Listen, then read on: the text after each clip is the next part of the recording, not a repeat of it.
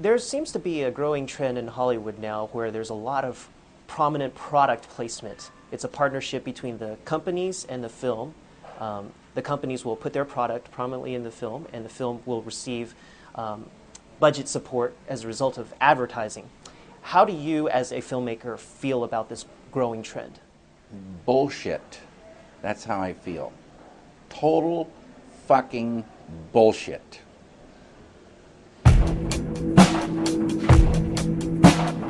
Welcome to the Twin Peaks podcast. So glad you're gone. I'm so glad you're gone. Ball and chain gone. Ball and chain gone. So glad, so glad, so glad, so glad, so glad.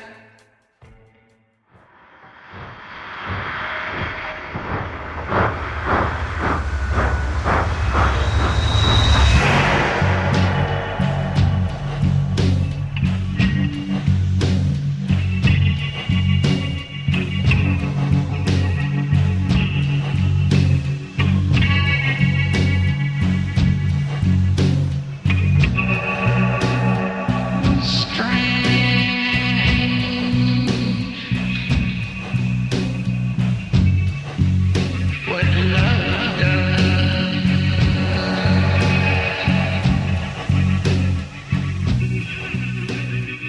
does. Welcome to the Twin Peaks podcast. I'm Matt, I'm Melanie.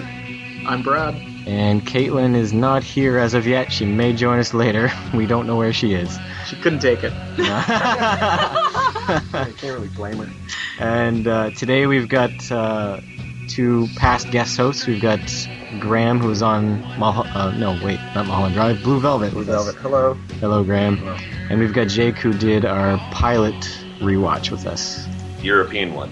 And hello. Yes, the European one. You sound way more art house than me, man. You've got the better title here. So, Inland Empire, me and Mel have never seen this one. We have now. Well, now we have. Yeah, let's just talk about something we haven't seen. You can't unsee it now. Yeah, that's true. From what I've gathered from the rumblings over the past few weeks, I don't think Brad liked it very much, and I'm not sure about Caitlin, and I know Graeme is iffy on it, and Jake, I think you're outnumbered. Yeah, whatever. Yeah. So we're going to rely on you to defend this movie, and if you fail, then this... No one will be surprised. Your career This is going to be a difficult film to defend. This movie, it seemed like it started with a plot, maybe, and then halfway through... Oh, there's Caitlin. Halfway through, David Lynch just threw it out, maybe? Is that what happened? It says on Wikipedia, and I remember I saw an interview with him a little while ago, he was writing a bit of script, like dialogue, just every day, Yeah. and then he would hand it to the actors, shoot those pages, then go home that night and write another couple pages for the next day. I don't think that's how you do a movie. No, That's how he does it, though. Yeah, that's not how most people do a movie. So sensible people don't do movies. Caitlin, are you there? Yes, I'm here. We were afraid that the movie had killed you. I'm sorry. It didn't kill me. Okay. I think you may need to switch your mic over to the other mic. Okay. Okay, so the movie didn't kill you. No, it didn't. Oh, I just got caught in torrential rain, though. Oh, no. Just for a few minutes, though. Where were we? Oh, yeah. Talking about the scattershot nature of the film. Yes. Apparently even the actors, when asked about it, couldn't understand or explain the plot of this movie. Because there isn't one. Well, like I say, it started out like they tried to. Like, it reminds me a little bit of Mulholland Drive at first. An actress in a film, and apparently this film is cursed by gypsies, and that's as far as it Was got. it Romanian or Hungarian gypsies? I can't remember. Polish. Polish. Polish gypsy, yeah. Oh, those are rough gypsies. So, Jake, tell us why you like this movie. Well, I like it because it's David Lynch, pretty much. But when I go back and watch it every time, I come up with nothing on this one. No? You just I- like it. When I was watching it the other day, April and I were sitting here watching it, and we got about halfway through the film. We thought we kind of pieced together sort of a loose plot, but then as soon as we thought that, he threw us a curveball. We're like, no, the most was going to throw that idea out the window. Brad, do you want to vent? I don't even know where to start with this damn thing. Okay. Like, I got ended. Seriously. Start in the middle and then change the subject radically. Just like, There were large parts of this film that I watched in 1.5 speed, and it still felt slow. Yeah, there was no reason for it to be 3 hours. That much is apparent. There's only 15 minutes worth of movie in this thing. Maybe. There's nothing. There's far too many good actors involved. It has that. But I got nothing on this. Like, watching this through, I kept wanting to say, okay, do I hate this more than Mulholland Drive? And I'm still not sure. Really? I kind of liked Mulholland Drive. Like, I did... Well, Go ahead. Well, the thing about Mulholland Drive is, like, the ending is cheap. Because that was just tacked on later. It's cheap. And I feel like it's a really, really cheap, crappy, trying to make it deep. But this was never trying to be coherent. So it doesn't really pull the rug out from under you and put on a cheap ending. It's just boring and awful. So I think it may be worse. I'll probably never watch it again. No, me neither. There's some like scenes that are nice and like scary and effective. I don't know. I just need a through line story in my movies to be. I don't even need a story. I just need an idea, a concept. I need him to be making some kind of point, but there's nothing. There is no artistic statement in this. you need to see a Death Star explode. Yeah, that could have helped. Caitlin, what do you think? Well, yeah, I was enjoying the first part where there was plot, and after that, I was just like confused for a little while, and then it just wouldn't end because nothing was happening. Like, it just wouldn't end. Because honestly, like I was watching it, and I like didn't check beforehand how long it was, and like halfway through the movie, I thought it should be nearing the finish, but I looked at how long it was supposed to be, 3 hours, and there was just like nothing but just like random scenes. And then I think it's a movie surrounding the character of Laura Dern, but like what exactly is happening, I don't know. Well, it seemed like halfway through he forgot that he had other actors in his cast. Like Justin Theroux just disappeared. There's some chick just bawling at the beginning of it. It's like, oh, we gotta throw her in. Oh yeah, like the girl who's watching the rabbits on TV. Like, yeah. Jake, do you understand what she was supposed to be? Like, why'd they keep coming back to her? And was she in any way involved in the original Gypsy Cursed movie or something? I don't know. It's possible. He said at the beginning when he was sitting Laura Dern and Justin Theroux down, like the director, he was telling them that there was something in the script or something in the story or something like that. I didn't. I don't know. I thought that was maybe like it's kind of like the idea of Clive Barker's Candyman, like he exists only from a collective belief in him. So that girl exists? Something weird and ethereal about the story, but like I said, halfway through the film, I was like, okay, well, that doesn't make any sense. There was like a weird connection though with this movie with Mulholland Drive, where the actress, I guess that Naomi Watts and what's the other actress's name? Laura Herring. Yeah, they played like the rabbits or whatever, and that girl reminded me of Laura Herring because just the way she was, her dark hair, and just that she had like that red towel around her. She just kind of reminded me of that. Yeah. So I don't know if that was directly, if they're like kind of like, if it's a sequel or I don't know. Yeah. The way I thought of it at first was when you see all the footage with the Polish actors, that maybe that was the unfinished original Polish film that the director was talking about. So it kind of would go back and forth between their version of the film and then his version of the film. Yeah, because wasn't the whole point of it like it was a script that had been shot like a couple of times, and I thought that's good. So maybe the reason there's so many like wonky plots going on throughout it, like if there is any plot, which I don't think there is. But the reason it's all scattershot is because it's all like these different takes on the same film. Like, because man, I couldn't make any sense of the friggin' thing. Like once it was finished, like because 1 second they're out, they're like Southern debutantes or something, out having a lemonade on the steps talking about having an affair. The next thing you know, she's sitting in an alley, which is clearly part of the movie because they pan out of it. And, like, you know, Jeremy Irons is like, bloody brilliant, you know, like... Yeah. And, like, how the hell do you get from being in the South, outside in this, you know, nice sunny day, to banging heroin in an alley? Stabbed by, like, a screwdriver or something like that. And I didn't down there, but, you know... Well, that screwdriver thing, yeah, that was some sort of plot thread that attempted to go throughout. Yeah. Item of significance. Yeah. Yeah, like I say, halfway through this movie, it just became Laura Dern, like, just appearing in different places with different people, and then scene would shift, and she'd be somewhere else being someone else, and, like, I don't know. Yeah. The critical reception for this movie is apparently really good. Yeah. Critics are fucking idiots. Let's talk about our boy Roger Ebert. Yeah, okay. Guess what movie Roger Ebert loves? He loves Inland Empire. Yeah. He loves it 4 stars worth, just like he loves Prometheus, Avatar, and Mulholland fucking Drive. You know what he hates? Blue Velvet and anything decent. Didn't he call this movie poetry or something? He Such did. like... If it's poetry, it's fucking Ulysses by James Joyce. That's exactly what it is. Well, at least Ulysses has a point. Yeah. Ulysses, once Ezra Pound got his hands on it, it became a nightmare. A great nightmare, but a nightmare.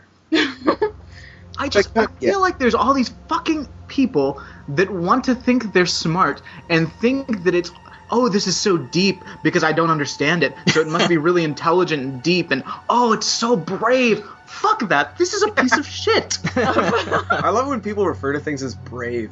It's always some goof with a mustache and a summer scarf saying that it's a brave movie. I don't understand it, but clearly it's intelligent. So therefore, if I can't get it, it's clearly very good and very deep. No, it's not. It's horrible. Yeah. What'd you guys think of the film quality? Like, this is David Lynch's first film on... He just shot it with DV It looks video, like not a- even... Oh, let me tell you. 'Cause Not even high def. I told you this before. I thought it looked like a porno. It does. It also looks like Blair Witch Project or something like that whenever they're outside. It looked like a porno to me. Yeah, it reminded it's like me you of really need that high resolution. It reminded me of Because- Paranormal Activity. The shots he chose to do, like, as well, just these extreme close-ups of people's face and stuff. Huh. Really out there. And apparently he loved it so much he's not going back to film if he does another movie. Dad gets a new video camera, and I just get the worst home movies ever made. Okay, let's look for something good to say about it. Good as in bad or good as in good? No, Or good as in both? Compliments. How funny those rabbits were? Yes. I didn't get it. Those rabbits. Neither did I. That canned audience loved it, though. Yeah. Oh, yes. Jake, Wasn't that like a separate thing he had done, like on the internet or something? I think so. Right after Mulholland Drive, wasn't it? Something like that. But I kind of like that because it's like the thing with the curtains and everything. You know, there's always something connecting all of his movies. This whole weird little universe he's made. And, you know, like the rabbits show up again in this thing. You know, Was there... Why not use them? Why not use them effectively? Jake, do you know where he got them or where he originally used them? Or Rabbits? yeah. Actually, he did like I think it was an 8 episode YouTube series of pretty much what you saw in the movie. yeah, because I know I've seen it. That was I've seen it first with you before. Yeah. We've watched that years ago. What was the point of that? Was there a story to that, or Again, I couldn't for the life of me attach it to the movie at all. It just happened to be in there as filler, I thought. no? I don't mean in the movie. I mean when it was its own thing. What was the point of that? Oh, I don't know. I couldn't really understand them either. Huh. It was very similar to Inland Empire had seen. Oh, Lynch. The thing is, I'm fine with extremely abstract absurdism. I'm fine with it. And you can use it to make a point in of itself, but you can't just do it for no reason. You have to have an actual point, or it's not art. It's just wasting people's time. I don't understand. I don't have a clue. I cannot believe that he actually has any greater depth of thought into this other than this would be a neat thing to film. I bet this would look cool. I think that's basically what he was doing. And that's not enough. Yeah, I think he was just going for the visuals or feelings or, you know. That you can do that in small doses and it's fine, but Yeah. this is hanging on nothing. Yeah. Yeah, because I mean, like 3 hours is obviously way too long to be spending on any movie, but like little parts of this movie had some of my favorite moments I've seen in films. Like the crackheads having that little soliloquy out in the alley. Are you talking about the Pomona girl? Yeah. When she's like bleeding out. I love that part. I was sitting there like, man, this is the movie I expect to see when I sit down and dedicate 3 hours of my life to something. You know, and some of the stuff with the rabbits I kind of dug, and a lot of the stuff at the end when things really started coming together. If you can say that. I enjoyed the really bad talk show with the harp sounds. With the Did you recognize the woman doing the interview? Yeah. It was Diane Ladd. Yeah, she was from Wild at Heart. Yeah. Laura Dern's mom. Yeah. Yeah, there's some scary scenes in here that were really effective, and they will haunt me forever now. But yes. Laura Dern's face. Yeah, the whole time I was like, are we going to see Laura Dern cry face? Are we going to see Laura Dern cry face? Do we ever? We see her stretched out on yeah.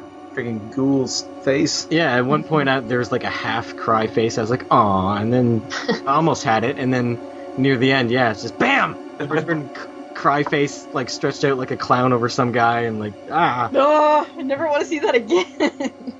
She was looking all right in this movie. Looking okay. I agree. Besides that particular shot.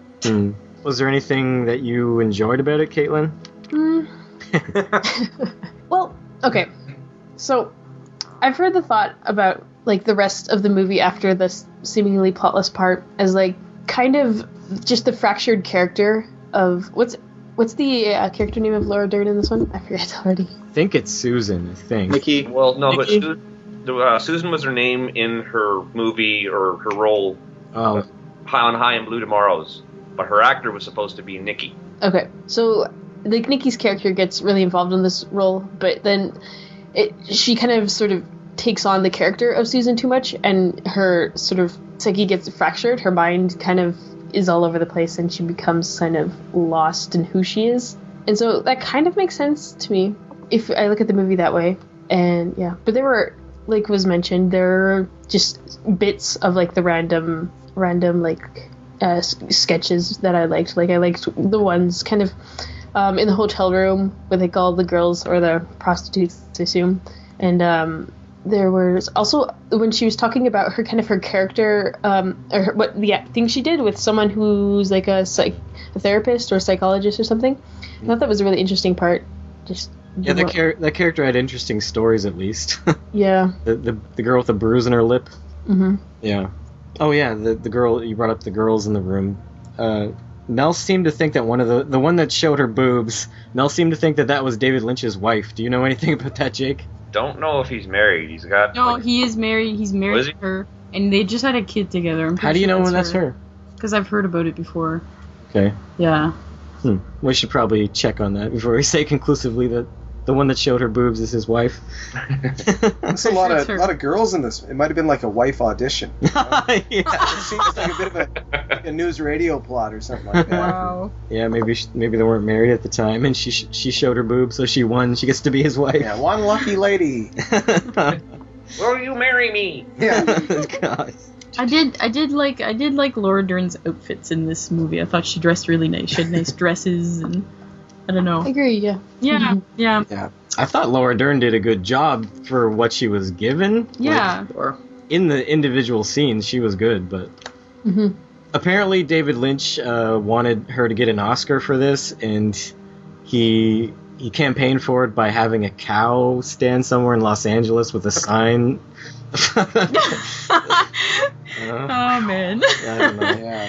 It sounds like it would be kind of an awesome sight to drive by. That's for sure. But Cow with a sign draped over its back that says Laura Dern for the Academy Award. Laura Dern for Best Actress. If you just saw that randomly, what does that say about Laura Dern though? Yeah. To have a cow. It's like even the cows are rooting Campaign for for her. It's like, Yeah. What was the deal? She dropped a lot of her own cash to get this thing distributed, didn't she? Oh yeah, I think She's so. a producer on her. Yeah, I think she was executive producer on it. Yeah. I'd like to see what she thinks of it now, like if she's happy with how it turned out, because everything I find is with her, like talking to her before it opened. She's like, I don't understand what it's about, really. I can't really tell you, but I'm looking forward to seeing it at the screening or whatever. You gotta realize this was after Mulholland Drive was such a huge success for being deep and messing with people's minds. So she's probably thinking, well, I don't get this one either, so maybe it'll happen again. And the critics decided to like it for arbitrary reasons. But people probably didn't as much, so she probably didn't get her cash back on I this think one. it did okay. Did it do okay? I think. Do you know, Jake? Do you know if besides critics, what has everyone heard from just the public? Do you guys know many people who like this movie? Well, there's a handful of people I know who've actually seen it, and the majority of them are in this podcast. I've got a couple of friends who. But I remember the first time I saw it. If you like his stuff, you need to watch this movie too. Yeah. Yeah. I remember when I first saw it was a couple years ago at an art festival in Halifax, and the subtitle, the movie wasn't projected on the screen properly, so when all the Polish parts came up, if there was 2 lines of dialogue for the subtitles, I wouldn't be able to see the bottom line. Brilliant. That's the very first time I saw it. Did you notice any recurring David Lynch themes? Well, there's lots. Those Themes? friggin' curtains show up. Yeah, the constantly. curtains. There's always themes. Was there any highway at night scenes? Yeah, not highway at night, but she runs along train tracks at one point right into the camera. Yeah. That's true. And there's a lot of, I think there was some of that slow motion animal grunting too. So what did you guys think of when she was sitting in that guy's office telling her, I don't want to say boring, but I'm going to say her boring ass stories. What do you mean? Remember she was sitting with I know. that dude in that office? I think he was supposed to be a psychiatrist, I guess, but he didn't say anything. What did you guys think of that? What the hell was that all about? I think that was David Lynch wrote some monologues, and it was the same thing. It's almost like it's almost like a series of non sequiturs. It's one of those awful sketch comedy movies, like Kentucky Fried Chicken. Only Fried movie? Kentucky Fried Movie, yeah. I was going to say chicken. Yeah. But Endorsement. Just if David Lynch got a hold of it. Instead of showing her boobs, let's have her all beaten up looking. She can show her boobs. I really wanted to shoot myself when I was listening to her talk about these stupid stories. It's a pretty strong reaction. It is. See, that's the part because it was so boring. That's the part that I think is the movie, though, right? The bad acting. Where she's sitting there he rattled me up pretty bad. That part, I was I'm watching a really bad Showtime movie right now. It's Confessions of a Beaten Housewife, something like that. It was just But I think that dude with the glasses had a bit more of a sinister purpose, because at the end part where she walks in that theater, which is one of the more uncomfortable moments I found in the film. That's when I felt things started amping up a bit. The last 20 minutes after that final shot of the movie. That little dude with the glasses shows up again at the end of the theater, and she follows him up the stairs, which seems like it's going towards that office that she went into earlier where he was working out of. Yeah. I don't know. I saw it the film and the real life was starting to cross over. Yeah. At that point, for real. That's what I thought it was going to be at first. I guess that's what it was supposed to be, was an actress losing her grip on reality and then thinking she was her movie character and stuff. I really liked the scene where she had a scene with Justin Theroux where they said something to each other, and then she bursts out loud, and she's to the whole crew, she's like, "That sounds like a scene from our movie." And then she looks around, and she's like, "Oh shit, I am an actor." He gets all pissed off at her. Yeah, I was Cut. if we only continued with that, I would have enjoyed it. And that scary husband. Yeah. That scary possessive husband. Ugh. Which guy? Her possessive, weird, creepy husband. Yeah, Polish. Yeah. It's so scary. I had a hard time getting a grip on really any of the characters that showed up other than Laura Dern, because that husband, I was like, what's his deal exactly? And he just kind of shows up, and growls at her a couple times. Then he shows up in another scene, and he's like, didn't he have a this is really just all about Polish racism. Really, yeah. All right, I have to talk about the greatest character in the film. Harry Dean Stanton? Jeremy Irons. Oh, he was fantastic.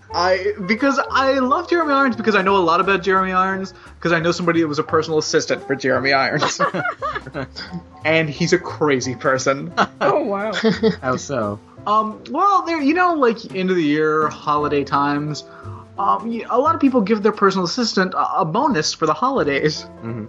It's a very traditional practice. Except Mr. Irons, he was doing a play. The only bonus that this person got, he comes off stage, asks for his hat, throws up into the hat.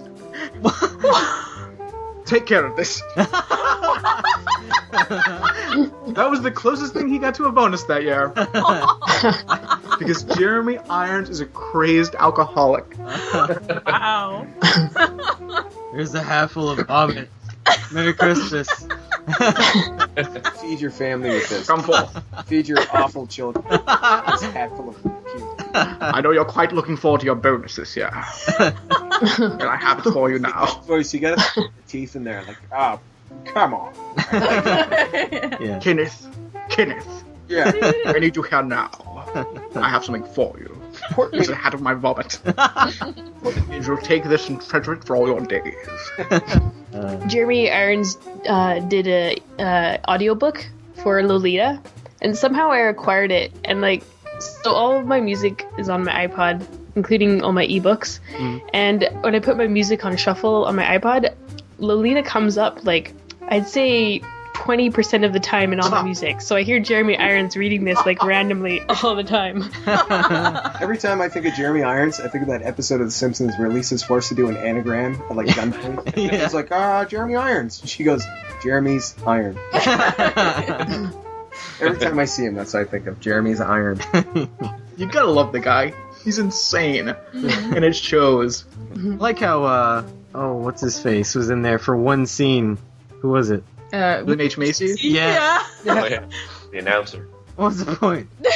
Oh, yeah. I bet he's putting that on his resume, though. I worked with David Lynch. Yeah, like, oh, this guy must be a rock star. I did enjoy Harry Dean Stanton asking for money from everyone. That was pretty The awesome. same sob story every time. I got this landlord. It was so weird. Seems like yesterday I was carrying my own weight. So, what's your girlfriend April think of this one, Jake? Is she there? She's right here. Perhaps she'd like to say a word. Thumbs up or thumbs down? Thumbs in the middle? Thumbs up middle? Sideways. Sideways, that sounds about right. Oh. I don't know. It just didn't make sense. Or I just didn't understand it. I don't know. No, you're right. It didn't make sense. You're not the only one. I'm just trying not to let this movie like color my opinion of David Lynch as a filmmaker. Well, I think he kind of redeemed himself this summer by showing up on Louis' show. Yeah. Louis C.K. Louis C.K. show. That was pretty outstanding. Was he on that? Oh, yeah. 3 episodes, buddy. He was awesome. Yeah, I gotta get caught up on that. Yeah, I better start watching. But I like a lot of his other movies a lot. I haven't seen all of them, and this was one of them. But you know what? I don't know why people, like, when they like somebody, they're like, they have to be awesome all the time. You can't be awesome all the time. Oh, You're yeah. gonna have failures. That reminds me of something I was going to say. Because if you look at, like, 2 of my favorite musicians, Bob Dylan and Neil Young, Yeah. they have absolute shit periods of their careers. Yeah. And I even start, like, and now I'm getting older, like, I even start liking the shit periods almost more than some of their more established albums. Like, Neil Young in the 80s, like, he put out Trans and, like, Landing on Water and, like, that one goofy country album and that Rockabilly one. You know, this is after he put out, like, After the Gold Rush and On the Beach and all that and Tonight's the Night. Like, he's put out weird avant-garde stuff before, but then he put out movies that were just like a slap in the face. I said movies, I mean records, yeah. Yeah. A slap in the face to, like, the music industry. And I kind of see Lynch as that, too. Like, I can see if I have more time to think about it and mull it over. Mulholland Drive it over. I may like this movie more because I don't absolutely hate it. I'm there's some things that got their hooks into me that I'd like to go back and revisit. Yeah. And, you know, if I zone in on those, maybe there's something else I'll pick up next time. I could probably watch this movie if I was given the raw footage and allowed to edit it down to an hour and a half. Just keep the good parts. I'd probably watch it again, but as it stands, I probably won't. 3 hours is entirely too long for any film. What was your notes, Matt, in your Word document? My Word document? The quote there, that was kind of interesting. Oh, I can't remember where I got that quote, though. Somebody said that this movie it's like the work of an old genius with Alzheimer's. Good one. I'm going to read the production section of the Wikipedia entry for this. Lynch shot the film without a complete screenplay. Instead, he handed each actor several pages of freshly written dialogue each day. In a 2005 interview, he described his feelings about the shooting process. I've never worked on a project in this way before. I don't know exactly how this thing will finally unfold, This film is very different because I don't have a script. I write the thing scene by scene, and much of it is shot. And I don't have much of a clue where it will end. It's a risk, but I have this feeling that because all things are unified, this idea over here in that room will somehow relate to that idea over there in the pink room. That is a sound strategy. It was basically, for him, it was an experiment. Yeah, I guess. Yeah. And I guess if somebody experiments, you're supposed to applaud them. That's how. No. Yeah, that's how the critics see it, I guess. I mean, I'll applaud, but I'm gonna hiss a little bit too. Yeah. That's what I never understood, though. It seems like a lot of critics do that. Anytime you get out of your box, which is not a bad thing in itself, but that doesn't mean that it's always going to be a success. When you think out of the box, you know. Mm-hmm. You're going to succeed sometimes, and sometimes you're not. If you want to experiment, like, do something... I'm pretty sure someone's done that before. Like, do something a little more revolutionary. You know, especially if you're using, like, more mobile technology or digital film or something like that. Yeah. Well, another thing, if you're experimenting, you don't have to release the final product if the experiment fails. But I don't know. I mean, if you spent a lot of money on it, I guess you may as well make the money off of it if you want to, or if you think you might. But at that point, I feel like that's more commercialistic than just making another cheap, Transformers movie. Mm-hmm. Like, if you're putting something out there that's a failed experiment just to recoup your money, I think that's worse than making a shitty movie just to make money. yeah. So what else do I got here? It's only one thing of trivia I wrote down. Here's some random trivia. During a conversation between David Lynch and Laura Dern, Dern mentioned that her husband was from the Inland Empire, an area east of Los Angeles County, including Riverside and the San Bernardino County.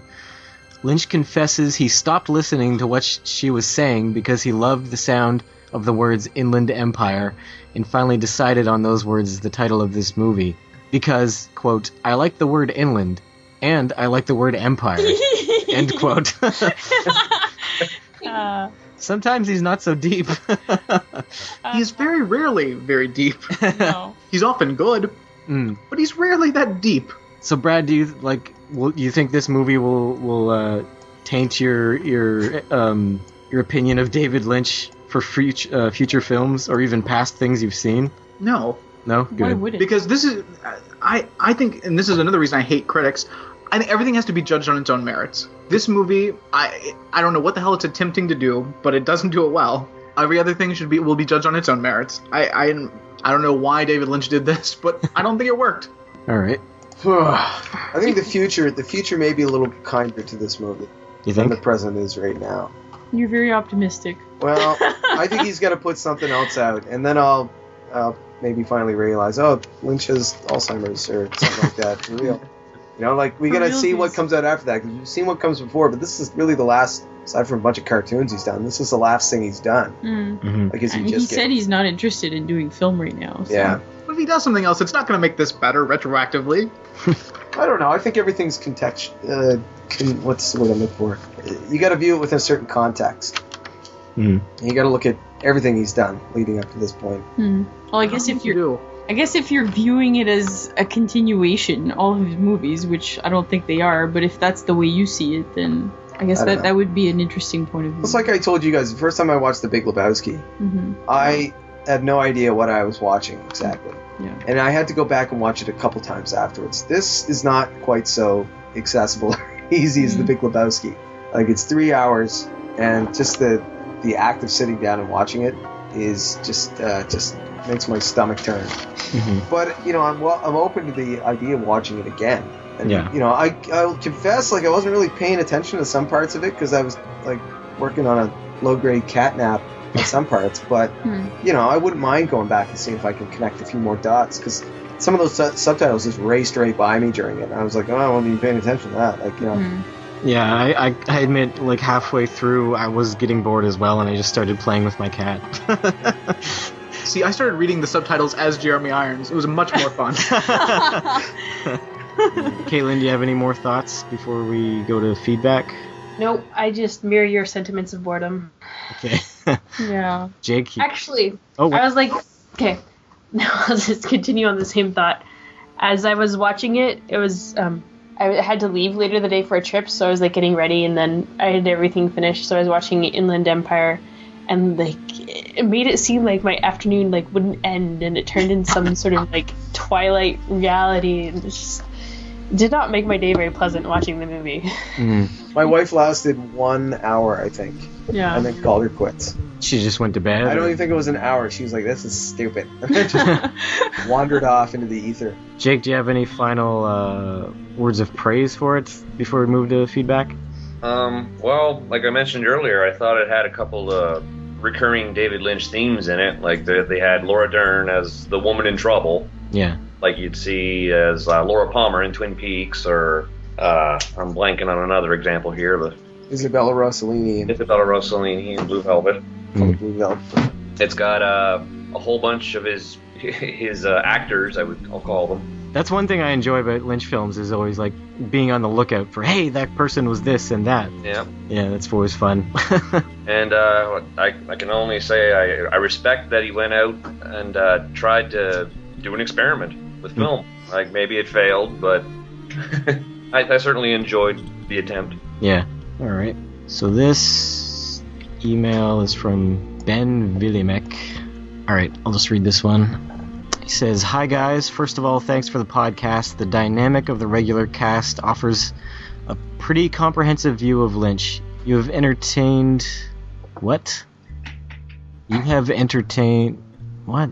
I'm just going to add a period there. You have entertained.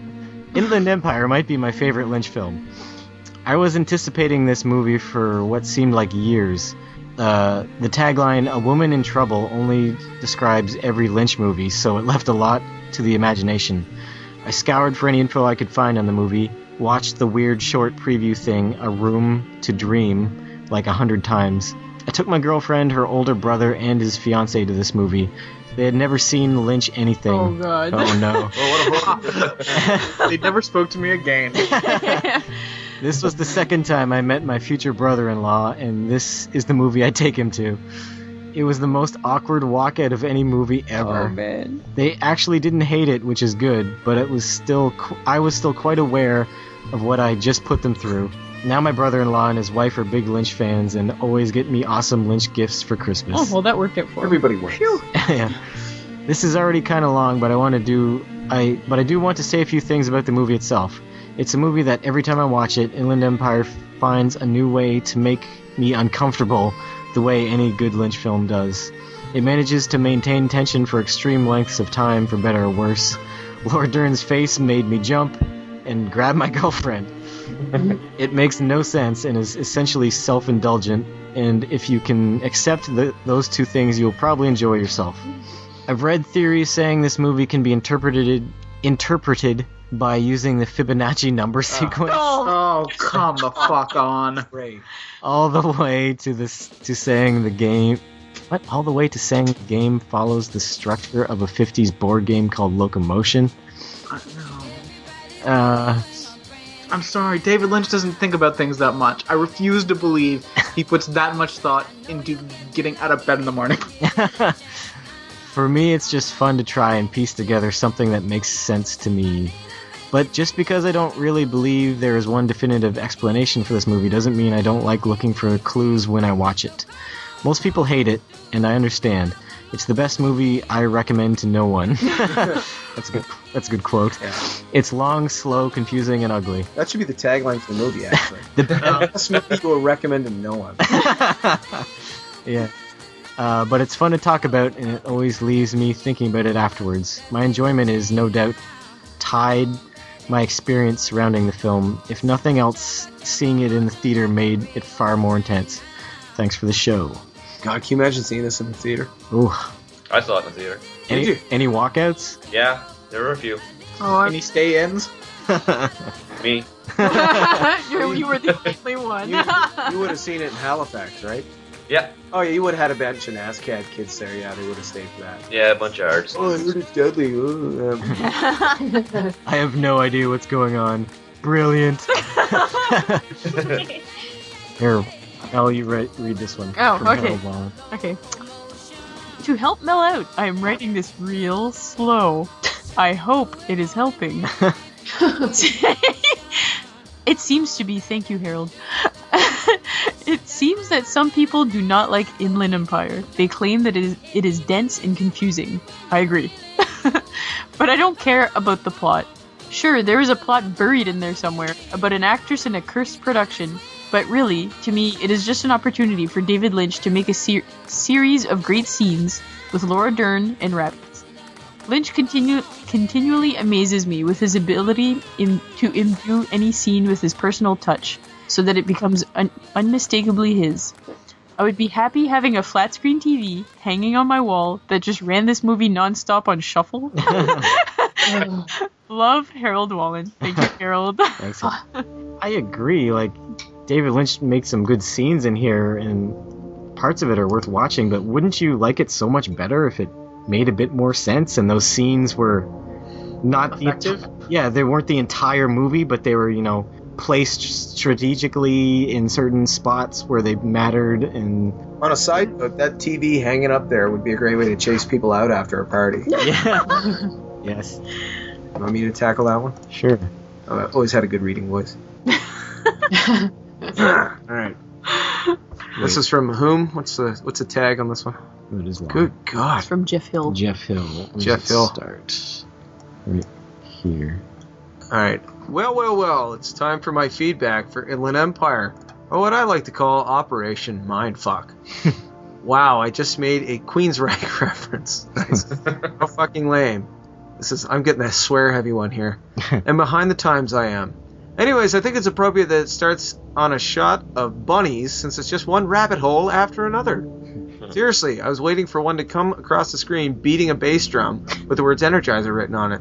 So Inland Empire is about a cursed production. I guess that's one thing this movie and Brad's plays have in common. I'm joking, of course. Is that a reference to previous? I don't know. Right. I've had some curses. I've had some curses, indeed. Nice. All right. Hopefully not of the Polish variety. Anybody who can watch Mr. Belvedere has balls of steel and deserves much respect. Back to the movie. Brad watches Mr. Belvedere on this podcast. Mr. Belvedere is an American treasure. Brad, did you and I attend the 5th grade together? Because I remember a kid in the 5th grade who loved Mr. Belvedere, and I had no idea what the hell he was talking about. This It's my jam. It's so good. He just said, "Oh, it's a show about a butler." Fantastic. I like Perfect Strangers. All right, Laura Dern is in this. Oh, fun times. It's a lot of sarcasm. We all get to see her for 3 hours. Don't get me wrong, she's a good actress, but that mug makes me want to take a hit of blotter paper dipped with a downer. Jesus. Not the drug, but the fabric softener. Why Justin Theroux's character wants to have sex with her is beyond. Good God. Lord, oh Jesus. She has a this is great. She has a sex appeal of a rhino with hepatitis C. Oh, God. So mean. That's hard. Hey, this dude should write a movie. Speaking of which, there's hookers in this film. A few were attractive, with their nice tits and asses, quote marks, but most looked like they had the street name Blisters.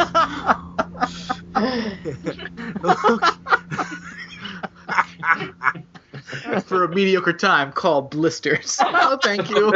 If she's not around, you can rent Scabs. Oh. Motion dance. Wah, wah. Bed sores. Her sister Bed sores works in the same building. Bed bugs. The locomotion dance must have been choreographed by Richard Simmons. Get it straight, you fucking honkies. White people can't dance. Jesus. Wow. Jake, sounds like your dad wrote this. At honkies. Inland Empire is one creepy film. The further it goes, the more bizarre and intricate it becomes. It is really hard to do a review of a film that scrolls as fast as a background in a Flintstones cartoon. When Dern's character was on the street with the Polish hookers, I'm glad she showed decorum by not telling any Polak jokes. There's also a guy with a light bulb in his mouth. I forgot about that. Oh yeah, why is she scared of lamps and light bulbs? Who knows? Okay, continue. So we're ripping off the Addams Family now.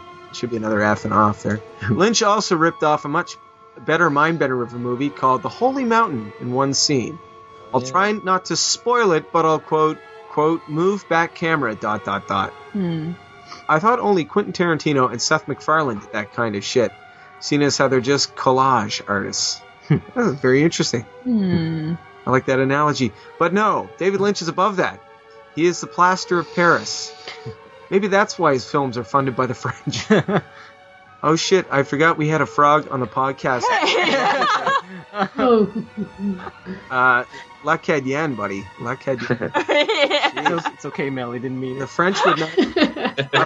the average French person would not understand a word Melanie said. It's true. We were in Quebec, and she tried speaking French to them, and they're like, bonjour, and she said something in French, which is her native language. Yeah. And the person just sighed and went, hello. Good. They did, like you're putting a bigger target on your face. Even Canadians don't tolerate that. That's salty attitude. Having to sit through the movie stone sober is, quote, brutal fucking murder. Unless tripping balls or smoking copious amounts of pot, which is what I did. I like watching surreal shit because it's something I don't see every day, but it could have been shortened by better editing. I like dissecting movies, but this is a bit too much because there were so many plot lines to make connections with other plot lines that gets lost in the translation. Overall, I give this 6 out of 10 screwdrivers in the stomach. Be well, homies, Jeff Hill. Good God.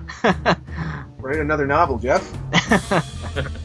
I like that. That was a good one. A lot of swears in that one. I hope no children are listening to this podcast. It's only children who listen to this. Little kids. Little 5-year-olds. Yes. I did not approve of their discussion of Blue Velvet. I thought they were a bit harsh in some of those scenes. I think it would have been better if Robert Pattinson wasn't. Yeah. All right. Brad, you can read the final one here from Claire. Old sicky Claire. She's not feeling well, so she only sent us a small one. I've seen it 1.5 times, one at the theater, and half on DVD to try and make sense of what I'd seen. My main problem with the film from the start was that I think it just looks ugly compared to Lynch's other films. Compared to the gorgeous and rich images in his other films, Inland Empire just seems unflattering and nauseating. Apart from that, the plot seems like a complete jumble, and not in an interesting way like Lost Highway.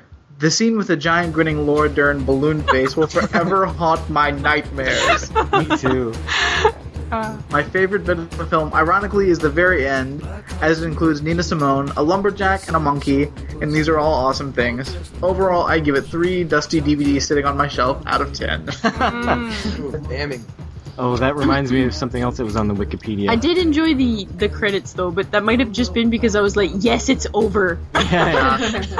But I kind of enjoyed them. Here's some catchy music. Yeah, it was kind of nice. Now, Jacob, can I run something up the totem pole with you? Sure. Does watching this movie at any point in time remind you of listening to the Mars Volta? I can see where you're going with this. I was thinking it reminded me a lot of that Mars Volta album, Francis the Mute, because it's all over the place, returns to certain themes. Yeah. It's challenging, but you feel kind of like you've accomplished something once you've listened to the whole thing.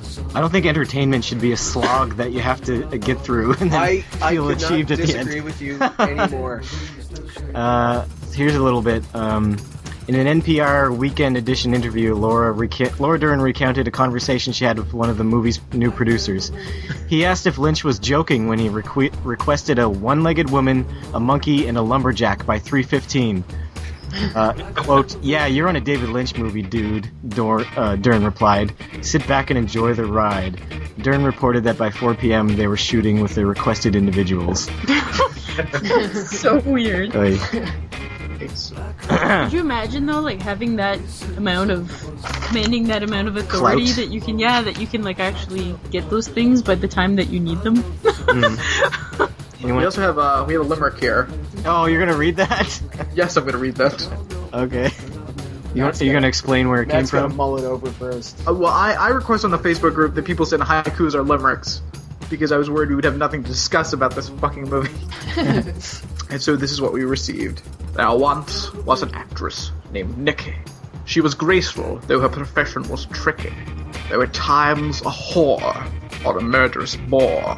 Her film was better than that one with Twit Wiki. Also in reference to the Transformers franchise. Bloody awful film that I have nothing to do with in my life. You understand, I live in a castle, don't you? You know what would be a really neat artistic gesture, I think, would be if David Lynch and Michael Bay made a film together. Oh, Lord. Can you imagine? I don't know. It would be just confusing explosions. Yeah. Confusing explosion. Explosion walk with That explosion confused me.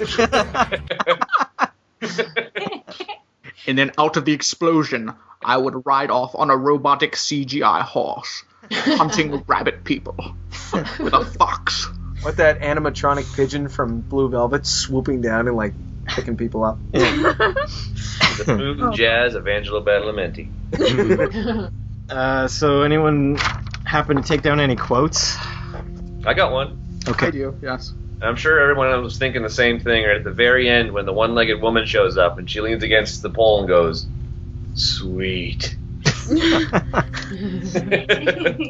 Anyone else? I've got one. Okay. You dying, lady? How very astute of you. I'm gonna read the monkey thing. Okay. I'm gonna read this as properly as possible. She will stay home with her monkey. She has a pet monkey. This monkey shit everywhere, but she doesn't care. This monkey can scream. It screamed like it in a horror movie. But there are those that are good with animals, who have a way with animals. I have one. I don't remember where it's from. It's, "Don't push me. I'll push you to hell." I don't know who said that. April's got one. Oh, it was the brutal fucking nightmare one. No, murder. It was murder. Murder? Oh, I don't remember it. I fell asleep. That's I fell asleep. Fair enough. So you don't have one? I like the way Grace Zabriskie said, how does she say it? Mariage? I like the way she said it. Well, you don't invite neighbors into your house. Especially if you're a millionaire actress. What's going on there? Yeah, how did she get up to the front door? Yeah. SWAT team. Because it'd be security or something. Alfred was not doing his job. All right. Ratings, anyone? Oh, I've got one. Please let me go first. Okay. I will give this 3 hours of my life that I'll never get back, and nothing more. I'm gonna give it 3 out of 10 vaginal wall tears. Ooh. Ooh. Gruesome, you really took that to a dark place. Hey, it's in the movie. I don't like David Lynch as much when he's totally unleashed, I guess. That's he's off a leash entirely. Although his first movie, Eraserhead, I guess it was the same kind of thing where he had complete control over the entire thing, and I thought it turned out good, but It also took him 7 years to make. yeah, that's true. Yeah, he's a guy who really benefits from taking his time. 3 out of 10 though is my lowest score, I think, out of anything. I can't imagine giving anything lower than that. Although I haven't seen Straight Story, but I doubt it's really bad. Bad. Have you seen it, Jake? It's supposed to be good. No, I have not. I'll look it up soon. You want to go now? Yeah, when it was over, I actually wrote in my notes, is it over now? How about now? Oh my god, yes! 0 out of 10. 0 out of 10? 0 out of 10. Are you still going 0? Damning score. Yeah. I don't know. I feel like I should go with my original score. 0. It was the worst thing ever? No, there is some redeeming things. I'll give it a 2. Okay. But, yeah. So maybe 2 Polish curses? I don't know. 2 Polish curses, okay. I was gonna give it the same score, 2 out of. I don't know. I'm so bored. I couldn't watch it. Out of 10. Okay. Do you have a number? Oh, jeez, I don't like numbers. You can give it a thumbs up or thumbs down. I'm gonna give it 1 greasy, poorly lit hallway. Okay. So I maybe want to take another trip down at some time and take a better look. You might want to slide down that greasy hallway another time. I might want to put a pot of coffee on next time before I fall asleep. Yeah. So, everyone's gonna hate us, because I'm sure a lot of Did you mention the Twitter you had? Oh yeah, somebody tweeted us. Let's see, what did they say? You're a dick. You know it. Pretty much. I wrote that. Oh. Oh, that was While you. we were recording this. Aubrey Berry on Twitter says, "Wish the fools at Twin Peaks cast actually liked David Lynch and his films. Remember, he won Best Director at Cannes. Jesus. I want to give it the proper accent. Remember, he won Best Director at Cannes for Mulholland Drive. Dude, it's Cannes. It's Con. It's not Cons. In French, it's It's Cannes. Cannes. You're Canadian, read it like a Canadian. But the thing is, Cannes. she must have only listened to the Mulholland Drive episode because some of us liked Blue Velvet, and some of us did like Mulholland Drive too. We loved Blue Velvet, and we like thought some of the people did, not everybody. Wild at Heart was fine. Yeah. Yep. Anyways, seems like I don't know. I expect some hate mail, but whatever, bring it on. It makes this sport fun. Yeah. Absolutely. Yeah, I like how one album just ruins his entire back catalog. I don't think it really works like that. No. Yeah. No, we enjoy David Lynch, just not this film. Yeah. Is that all we usually do? That's the end, right? It's been like over a month, so I just got to see what's coming up next. We had to change around our schedule. So we are doing the straight story. So next we're doing the straight story, which I have never seen either. Yeah. I've never even heard of it. It's his Disney movie. It's his Disney movie? Is it actually a Disney film? It's actually a Disney movie. Wow. Why would they ever hire him? Oh, but I'm intrigued. You ever heard of Powder? That was a Disney movie. Yes. Was it? Powder. Okay, so I don't suppose Jake or Graham, you have anything to plug, do you? I don't know. I'm growing a mustache this month. Jake, you got anything? Cartoon? I'll just hop on that bandwagon. Everybody celebrate Movember. Raise up the monies. Okay. Yes. All right. Bring awareness to prostate cancer. That's what it's for, right? That's exactly what it's for mustache cancer. I thought we were fixing up old merry-go-rounds. Yeah.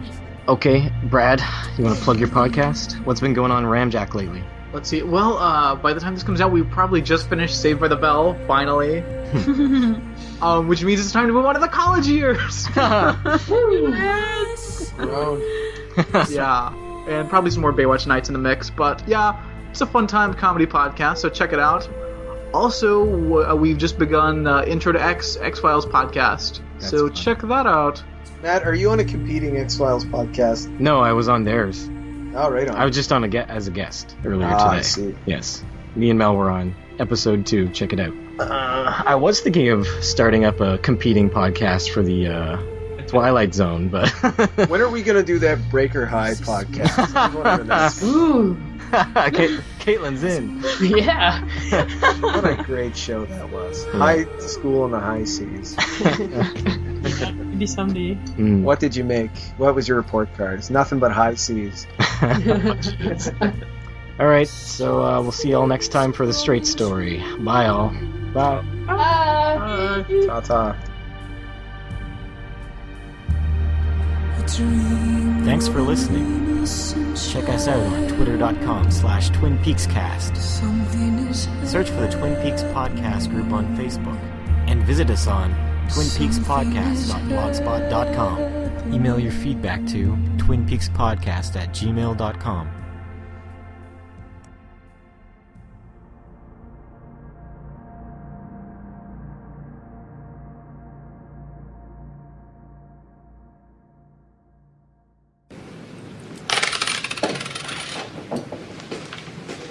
Here's a tune for you guys.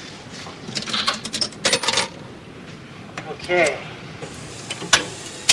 Don't do anything I wouldn't do.